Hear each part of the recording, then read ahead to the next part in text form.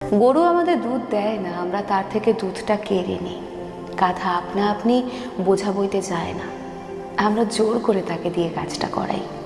অন্যদিকে সিংহ মানুষের কোনো কাজেই আসে না। সিংহের দুধ নেওয়ার সাহস কারোর কাছে নেই, তাকে দিয়ে বোঝা বওয়ানোও সম্ভব নয়। সিংহের সামনে মানুষ এক মুহূর্তও টিকতে পারে না।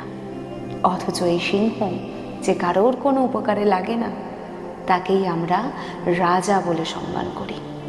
আর গাধা যে দিন রাত কাজ করে, তার নাম শুনলে মানুষ হাসে। এই সমাজে অতিরিক্ত ভালো মানুষদেরও এই একই দশা। যারা নীরবে নিঃস্বার্থভাবে কাজ করে যায়, ত্যাগ স্বীকার করে, তাদের কখনোই সম্মান দেওয়া হয় না। তারা হয় গাধা। আর যারা কঠোর, নিজেদের সীমারেখা স্পষ্ট রাখে, তারা হয়